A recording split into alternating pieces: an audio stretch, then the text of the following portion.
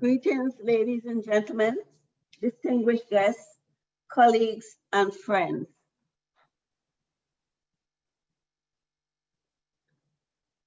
It is a privilege and honor to address you today on this momentous occasion.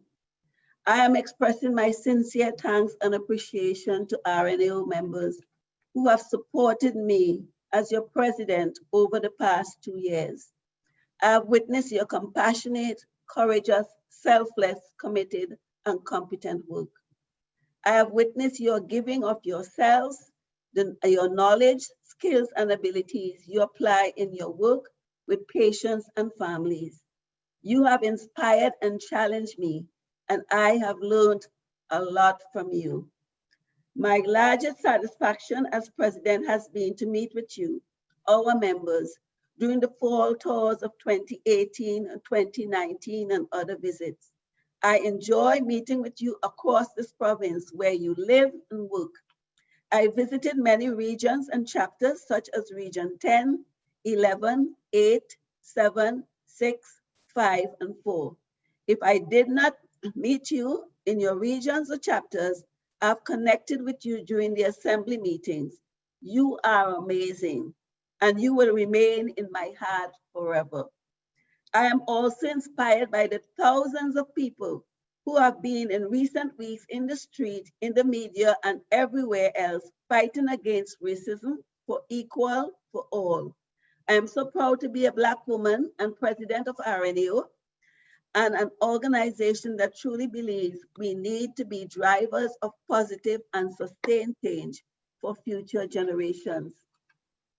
Our profession too has challenges with racism and discrimination. We too must continue to tackle these challenges head on. I am proud of the statement we issued and know that RNAO will continue to play a leading role speaking against racism and its manifestation in health and healthcare, which undoubtedly affect health outcomes. These are issues very close to my heart, and I had the opportunity to provide webinars on embracing cultural competence in the workplace and providing the keynote address on cross-cultural adaptation from one country to another at CARE Internationally Educated Nurses graduation.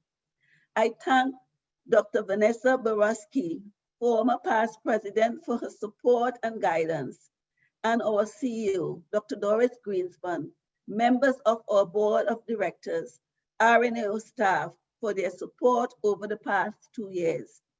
I have learned so much from all of you about the collective working for evidence-based practice and advancing health for all. Having a collective and powerful voice, that's what RNAO excels at. We have had a busy and productive year, raising our voices on many important issues. With your collective voice and recruitment efforts, we have moved from a membership of 41,000 in 2018 when I took the leadership, and to now over 43,408 in 2020. We are on our way to achieving 45,000 members in 2021. I thank you and our CEO for achieving this goal. I have served as president with the same spirit and commitment that I have worked as a nurse all my life. I chose nursing as a young woman and I have never looked back. It changed me and my perspective on life. Through nursing, I've learned to care for others and put them first, to be compassionate, share my love, servanthood, courage, and to make a difference. This is why I've entitled my speech, Leading from the Boardroom.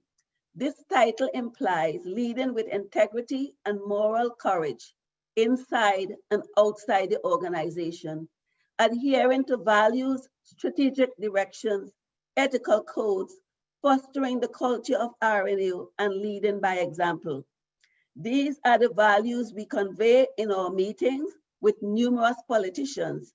As we met with Prime Minister Trudeau, ministers, the Premier Doug Ford, ministers Christine Elliott, Marilee Fullerton, Peter Bettenfalvey, Rob Phillips, Caroline Maroney, as well as many MPPs, including Lorne Coe, my MPP from Whitby, leader of the official opposition, Andrea Horvat, Green Party leader, Mike Schreiner, as well as many members of the Liberal Party, including MPP Mitzi Hunter. These meetings provided opportunities to advocate for healthy public policy, speaking out for health, speaking out for nursing. Two of my accomplishments were contributing to governance by identifying the loophole in the criteria for selecting the president-elect and raising the issue at board meetings, which resulted in one member, one vote in 2019. This has enhanced the criteria for selecting future president-elects. I've also worked to leverage and to protect RNA's branding and mitigating RNA's reputational risk, as sometimes non-members of RNO attempt to use RNA's logo for their purposes. That was stopped with our immediate action. My highlight has been policy advocacy. It is one of my areas of strength. I enjoy advocating for healthy public policy, for nursing and health. You and I have advocated for increasing the NP scope of practice by asking our Minister of Health, Christine Elliott, and other MPPs in Durham region and across this province to fully utilize NPs to their full scope of practice. In 2009, the Minister of Health and the College of Nurses expanded the scope of practice for NPs. I implore you to continue advocating. We must defend and protect the full scope of practice for RNs. It is being undermined and eroded in many ways and at many levels. Think about that. We cannot talk about policy without talking about the health emergency we have lived through during the last few months. No one signed up for their current role, including me as RNO president, knowing we would face this once in a lifetime pandemic. I cannot begin to express my pride with the roles nurses have played in every corner of the world. This is truly the year of the nurse. COVID-19 brought the best and worst. Such remarkable stories of nurses' courage as they face their fear, their resiliency and commitment as they face the exhaustion and shortage of PPEs, their knowledge and caring as they face the unknown, their kindness and love to patients as they face their concern of bringing the virus to their families. How energized and inspired I am by you all. I must express my deep sadness at the healthcare providers who lost their lives around the world and here in Ontario, not to speak of the thousands who became ill or traumatized or had to live separate from their families. Your contributions to patients and families will never be forgotten. Healthcare providers, you inspire me through your everyday acts of courage, kindness, love, and humility. We have had to face the policy issue of COVID-19, particularly the tragedy in long-term care. We are calling for long-term care to be included in Ontario health teams, to be connected as part of the full healthcare system, to modernize the funding formula for long-term care and modernize staffing mix at long-term care immediately. Time is of essence. We must use the present opportunity to advocate for these changes. So continue to raise this issue with your MPPs. Watch like a hawk for July the 31st, 2020, and demand that RNO staffing model be adopted as the government's policy. Another highlight is working with its awesome, supportive, and visionary and courageous, knowledgeable, compassionate, and transformative leader, Dr. Doris Greenspan. Few leaders I've worked with can step in her shoes. She loves and cares for people deeply and goes beyond duty to meet their needs. I throw a bouquet of flowers to you, Doris. This is for you, Doris.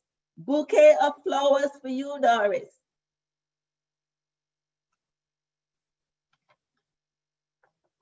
Your work, Doris, during the past year deserves the Office of the Order of Canada. My journey was a wondrous adventure full of surprises and joys.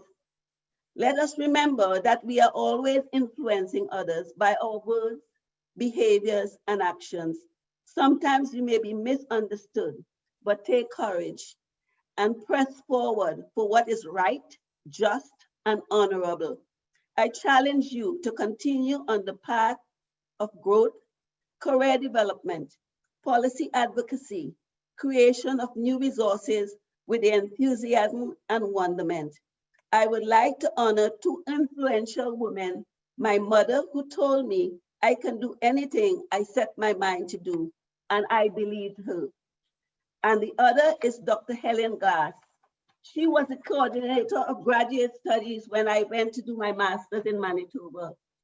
Dr. Glass was a pioneer in nursing who taught me how to advocate for nursing and health. Through Dr. Glass' dedication, she influenced the wording and the scope of the Canada Health Act in 1984 to include nursing and allied health professionals alongside physicians in the delivery of primary care services. In the early 1980s, she advocated for the image of nurses by screening newspaper articles and movies on TV. If nurses' image was negatively portrayed, she advocated for change to be made or them to be removed from those media systems.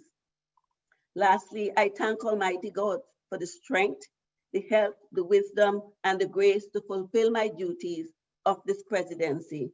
Lastly, I close with two of my favorite quotes. Quote, the greatest leader is the one who gets people to do great things. And another quote from the wisest man that ever lived, King Solomon, quote, wisdom is the principal thing. Therefore get knowledge, and in all you're getting, get understanding. And finally, I leave you with a song called There Is a Candle by Kathy Tricoli. There is a candle in every soul, some brightly shining, some dark and cold. There is a spirit who brings the fire, ignites the candle, and makes his home. Carry your candle for to see it. Seek out the hopeless, confused and torn. Hold your candle for to see. Take your candle, go light your world. Take your candle, go light your world. Frustrated brother, see how he's tried to light his own candle some other way. See now a sister, she's been robbed and lied to, still holds a candle without a flame. Carry your candle, hold to see it. Think of the hopeless, confused and torn. Hold out your candle for all to see it. Take your candle, go light your world. Take your candle, go light your world. We are a family whose hearts are blazing. We raise our candle, light up the sky, praying to our Father. In the name of Jesus, make us a beacon in the darkest hour. Carry your candle into the darkness. Seek out the helpless deceive and pour. Put out your candle, pour out All to to see. see. Take your Oh, candle, candle, go light your light your world. world. Take Take your your candle, candle, go oh, light light your your world. world. Wow. And now, I am Standing so ovation. thankful Standing Amazing. ovation. that our new Thank you so president, much. You, Madam President.